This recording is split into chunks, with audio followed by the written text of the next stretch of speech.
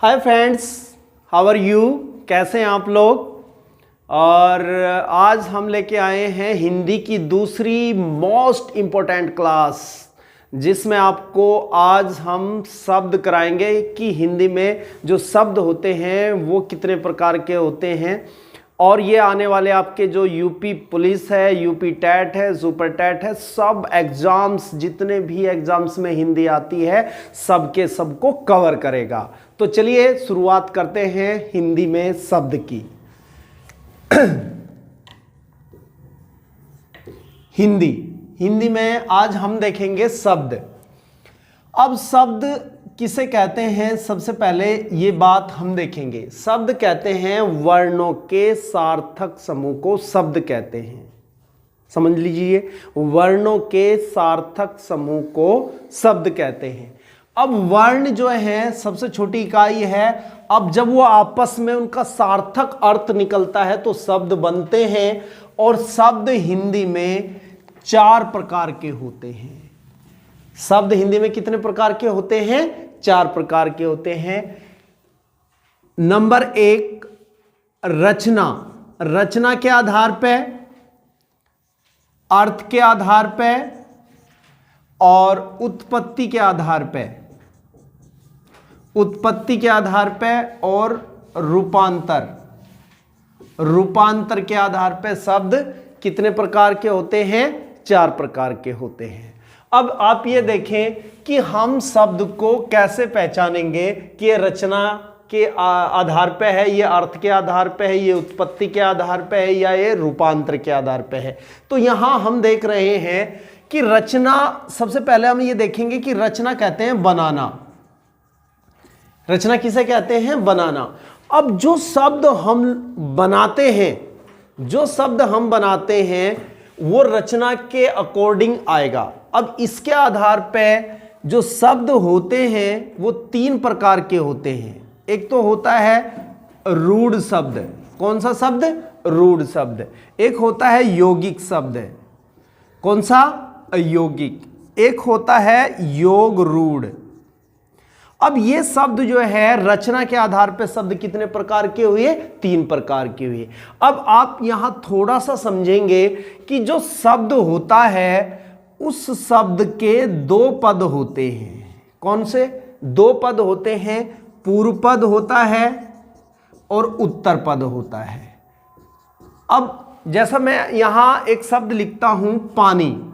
अब पानी अगर मैं लिखता हूं तो जहां इसका हल्का सा स्टॉपेज आता है बोलते हुए, वही पहला पूर्व पद हो जाएगा और दूसरा उत्तर पद हो जाएगा। जैसे पा है तो पा पूर्व पद हो गया और नी उत्तर पद हो गया।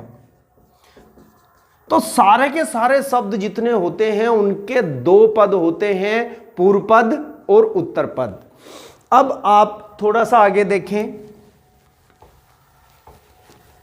अब यहां हम बात करेंगे रूढ़ शब्द की। तो रूढ़ शब्द जैसे पानी, तो पा प्लस नी, तो ये रूढ़ शब्द हो गया। इसकी डेफिनेशन अगर आप लोग देखें तो वो शब्द जिसका पूर्व पद या उत्तर पद में से कोई एक पद हटा दिया जाए तो उसका अर्थ शेष नहीं रहता, उसका अर्थ नहीं रहता, तो वो होता है रूढ़ शब्द। तो जैसे पानी है तो पानी का मैं अगर पा हटा देता हूं तो नी का कोई अर्थ नहीं है, और अगर नी हटा देता हूं तो पा का कोई अर्थ नहीं है। तो इसी प्रकार से जितने भी ऐसे शब्द होंगे, जैसे डर है, डर में से ड अगर हटा दिया जाए तो रै का कोई अर्थ नहीं, रै हटा दिया जाए तो डै का कोई अर्थ नहीं है। जैसे घर है, जैसे नल है, जैसे चल है, ये सारे शब्द कैसे शब्द हैं? ये रूढ़ शब्द हैं। इसके बाद यौगिक। यौगिक शब्द जो लिया गया है ये रसायन शास्त्र से लिया गया है। किस शास्त्र से लिया गया है? रसायन शास्त्र से लिया गया है। इसका अर्थ होता है जब 2 वस्तुएं आपस में मिल जाती हैं तो यौगिक बनाती हैं। तो वैसे ही जब 2 शब्द आपस में मिल जाते हैं तो यौगिक शब्द का निर्माण करते हैं। जैसे विद्यालय, विद्यालय अगर आप लोग देखें तो इसका अर्थ होता है विद्या प्लस आल्य। अब विद्या को हटा दो तो आल्य का अर्थ है, आल्य को हटा दो तो विद्या का अर्थ है। ऐसे शब्द जिसका एक पद हटा दिया जाए, यानी पूर्व पद हटा दिया जाए या उत्तर पद हटा दिया जाए तो दूसरे पद का अर्थ शेष रहता है, वो यौगिक शब्द कहलाते हैं।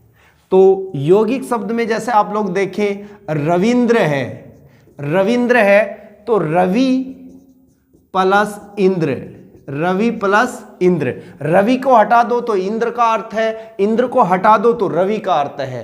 तो ऐसे शब्द जो है यौगिक शब्द कहलाते हैं। बिल्कुल आप लोगों को समझ आएगा, आप समझने की कोशिश कीजिए।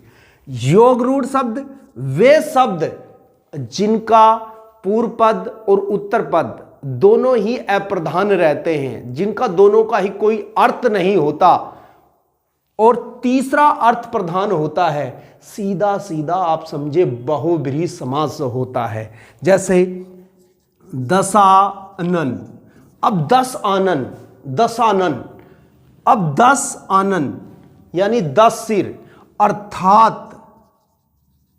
अर्थात रावण। तो ऐसे शब्द जो बहुब्रीहि समास में जाते हैं सीधे सीधे योग रूढ़, जिनमें योग भी होता है और रूढ़ भी होता है, वो योग रूढ़ शब्द कहलाते हैं। ये बात समझ में आ गई आप लोगों के। देखिए जैसे लंबोदर है, लंबोदर, अब लंबा है जिसका उदर, लंबा है जिसका उदर अर्थात गणेश। तो ये सारे शब्द कौन से शब्द कहलाएंगे? योग रूढ़ शब्द कहलाएंगे। अब आगे हम अर्थ के आधार पे देखते हैं। ये आप लोग सब लोग ये उतार लीजिए और फिर आगे चलते हैं। उतार लिया आप लोगों ने? चलिए कोई बात नहीं, अब आगे चलते हैं। इसके बाद हम अर्थ के आधार पे बात करते हैं। देखिए अर्थ के आधार पे शब्द जो है 2 प्रकार के होते हैं। 2 प्रकार के होते हैं, सार्थक और निरर्थक। देखिए सार्थक और निरर्थक शब्द की हम बात करेंगे अर्थ के आधार पे। अर्थ के आधार पे शब्द 2 प्रकार के होते हैं। सार्थक, सार्थक उसे कहते हैं जिसका सही अर्थ होता है, जिसका कोई अर्थ हो। निरर्थक जिसका कोई अर्थ नहीं हो। अब जैसे बोलचाल की भाषा में हम बात करते हैं चाय की, चाय आप लोगों ने पी होगी, चाय की चुस्की तो ली होगी, और अब सर्दियां चल रही हैं तो चाय की चुस्की लेनी बहुत ज़रूरी है। और मेरे हिसाब से तो चाय एक समय तो आप लोग चाय जरूर लें, अदरक वाली चाय। तो चाय जो है, चाय सार्थक शब्द है और वाय, अब मैं यदि कहूं कि चलिए चाय वाय लेते हैं तो चाय तो आप ले लेंगे लेकिन वाय भी ले लेंगे? नहीं लेंगे।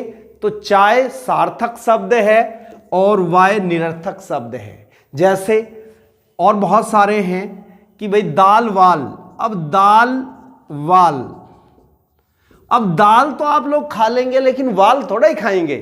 तो दाल वाल, अब दाल और वाल, अब वाल निरर्थक शब्द है, दाल सार्थक शब्द है। ऐसे बहुत सारे शब्द हैं जिसको हम आम बोलचाल भाषा में यूज करते हैं।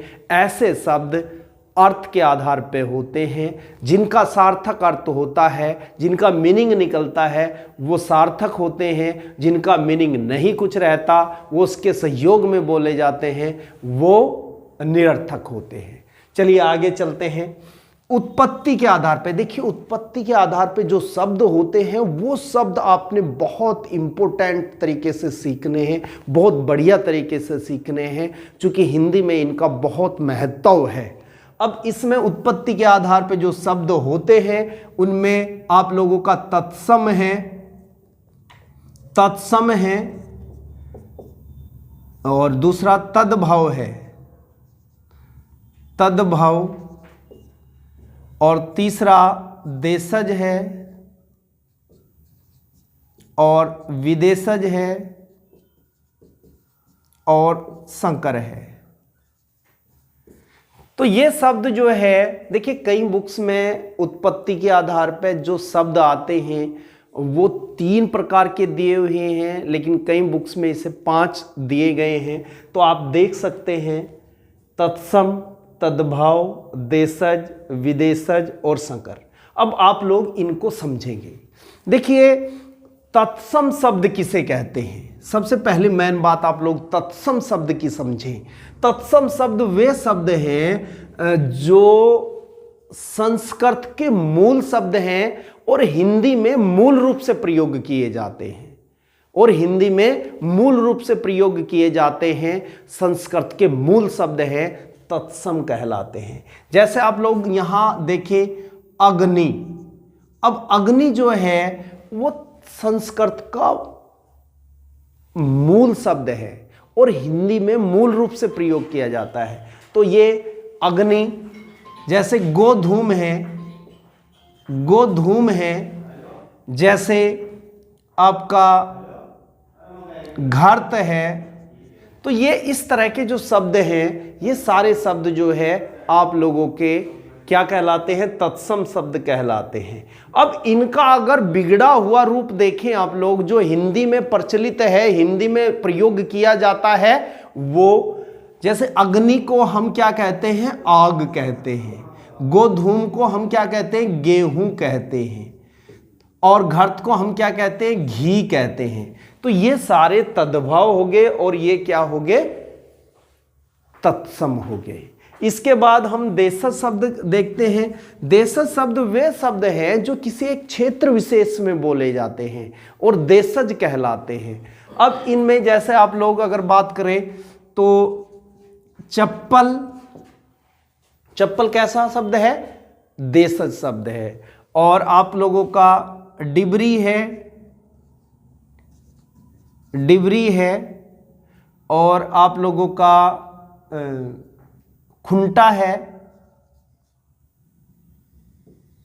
खुंटा है। जंगला है, जंगला है। ये सारे शब्द कैसे शब्द हैं, देशज शब्द हैं। इनकी मैं एक लिस्ट आप लोगों को प्रोवाइड कराऊंगा, इसके बारे में आप चिंता ना करें कि आप ये ना सोचें कि 2-2, 4-4 मैं शब्द लिख रहा हूं। मैं पूरी इनकी एक लिस्ट है, वो पूरी लिस्ट आप लोगों को पढ़ाऊंगा, ठीक है। आप चिंता ना करें बिल्कुल भी। आप लोगों को बिल्कुल पूरी हिंदी आप लोगों को बिल्कुल सिखा दी जाएगी, आपके सारे एग्जाम पास होंगे, चिंता ना करें बिल्कुल भी। देशज शब्द, देशज शब्द के बाद हम बात करेंगे विदेशज की। देखो विदेशज शब्द वे शब्द है जो भारत में बाहर से आए हैं। जैसे आप लोग अगर मैं बात करूं तो ये व्हाइट बोर्ड है तो विदेशज है। जैसे ये मार्कर में आप लोग देख रहे होंगे, मार्कर है तो विदेशज शब्द है। फैन है, विदेशज शब्द है। लाइट है, विदेशज शब्द है। तो ये सारे विदेशज शब्द है। तो इसमें आप लोग मार्कर है,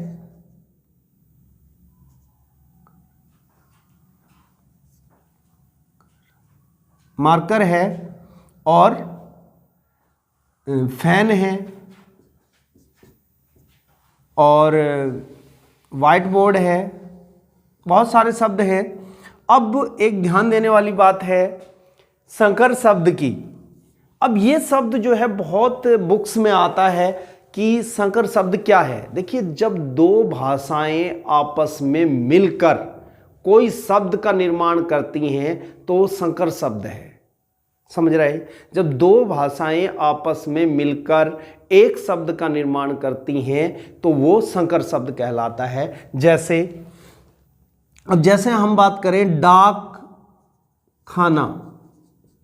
अब डाक खाना, डाक और खाना। अब डाक हो गया अंग्रेजी शब्द और खाना हो गया फारसी। जैसे हम बात करें परीक्षा हॉल।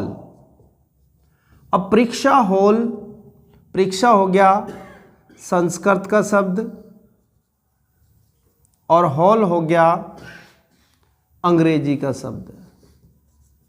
तो ये इस तरह के जो सारे शब्द हैं वो संकर शब्द कहलाते हैं। इसमें जैसे रेलगाड़ी है, रेलगाड़ी, तो रेलगाड़ी भी जो है किसका शब्द है, ये भी संकर शब्द है। रेल अंग्रेजी का शब्द है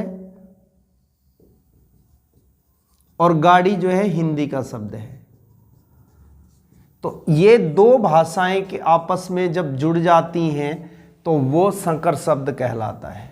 कैसा शब्द कहलाता है, संकर शब्द कहलाता है। इसके बाद हम बात करते हैं रूपांतर की। रूपांतर शब्द जो है, रूपांतर के आधार पर शब्द दो प्रकार के होते हैं, विकारी और अविकारी। देखिए विकारी शब्द किसे कहते हैं। देखिए विकारी शब्द वे शब्द हैं जिनमें लिंग, वचन और कारक, लिंग, वचन और कारक के तहत जो परिवर्तन आ जाता है वो विकारी शब्द कहलाते हैं। और जिन पर लिंग, वचन और कारक का प्रभाव पड़ता है तो विकारी शब्द हैं। जैसे लड़का है, अब लड़का का अगर लिंग परिवर्तन कर दें तो ये लड़की हो जाएगा, तो परिवर्तन हो गया, विकारी हो गया। अगर हम इस लड़के का लड़के बना दें तो वचन आप लोगों का ये परिवर्तन हो जाता है। तो ऐसे शब्द विकारी शब्द होते हैं जिनमें लिंग, वचन और कारक से परिवर्तन हो जाता है, विकारी शब्द होते हैं। और जिन पर लिंग, वचन और कारक का कोई प्रभाव नहीं पड़ता वो विकारी शब्द, अविकारी शब्द होते हैं। जैसे इधर है, जैसे उधर है, यहां है, वहां है, ये सारे शब्द कैसे शब्द हैं, ये अविकारी शब्द हैं। इन पर देखो, जैसे मैं बुला रहा हूं सीता इधर आओ, अब सीता इधर आओ तो इधर पे कोई प्रभाव नहीं पड़ा, सीता लिंग वचन है। अगर मैं कहूं राम इधर आओ तब भी राम के साथ भी इधर ही है और सीता के साथ भी इधर ही है। तो इस पर लिंग, वचन और कारक का कोई प्रभाव जिस पर नहीं पड़ता वो अविकारी शब्द है। और बाकी इनकी जो क्वेश्चंस हैं और बहुत सारी चीज़ें हैं, शब्द हैं, मैं आप लोगों को प्रोवाइड कराऊंगा। बाकी थैंक यू, बहुत बहुत धन्यवाद। चैनल को सब्सक्राइब करें और चैनल को ज़्यादा से ज़्यादा आप लोग शेयर करें। धन्यवाद।